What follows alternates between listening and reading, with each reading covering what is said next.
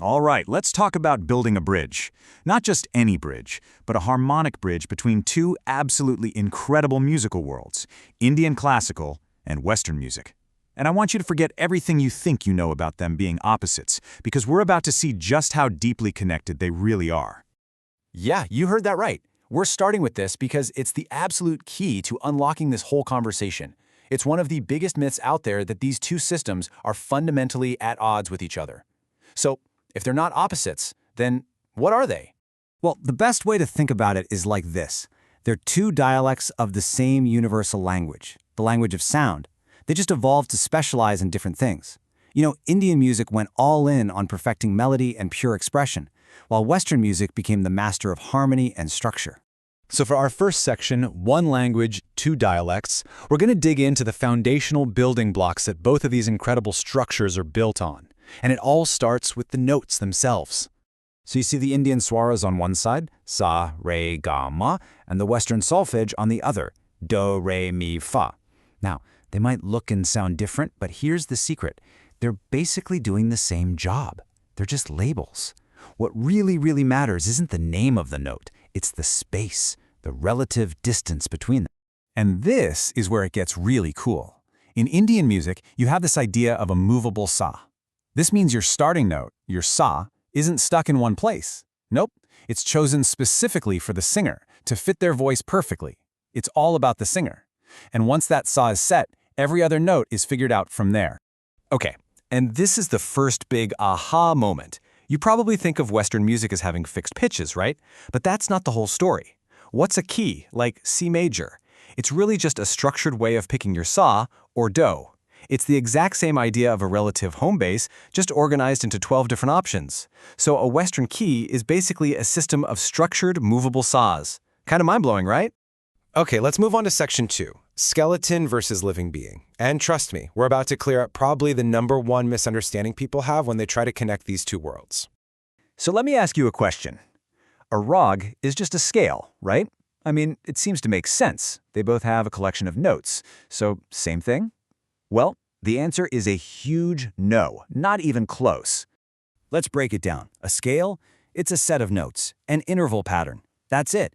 There are no rules on how you have to move between them. But a rag? Oh, a rag is a whole other universe. Yeah, it has notes, but it also has rules for how you move between them.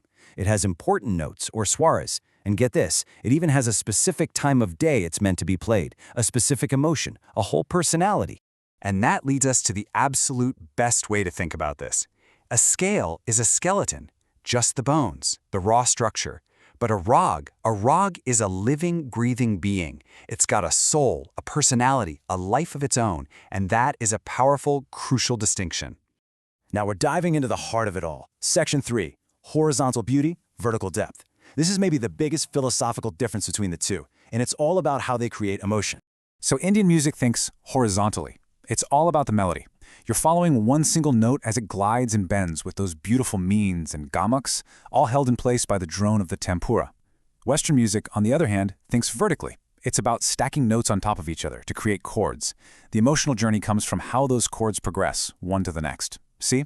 Horizontal beauty versus vertical depth. Now, I know harmony can sound a little abstract, so here's an amazing way to get it. We all know the tempura, right? It's that constant steady drone, sa, pa, sa. It's your anchor. It never moves. Now, what if it did move? What if that anchor could shift around? Well, that's exactly what chords are. They are a series of moving anchors. And every time that anchor moves, the emotional landscape changes. So yeah, Western harmony is basically a moving tempura. Okay, enough theory. Let's get practical. In our final section, Building Your Harmonic Bridge, this is where we give you the actual tools to put all this into practice yourself.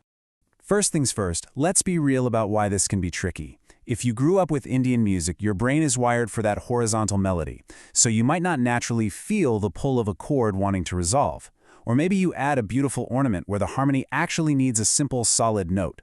And that's totally normal. Recognizing these hurdles is the first step to getting over them. Okay, so here's a super practical exercise you can try. Step 1. Pick a key, like C major, and just think of that C note as your sa. Easy. Step 2. Get a simple chord progression going, something like C to A minor to F to G. You can find a backing track anywhere. Step 3. Now, sing. Improvise a melody over it with all that beautiful Indian expression you know. But, and here's the absolute key, step 4, every time the chord changes, you have to try and land your melody on one of the notes inside that new chord. That's the trick. It forces your melodic brain to listen to the harmony. And that's the ultimate goal, isn't it? To bring that amazing Indian pitch sensitivity and that soul and blend it with the powerful emotional structure of Western harmony.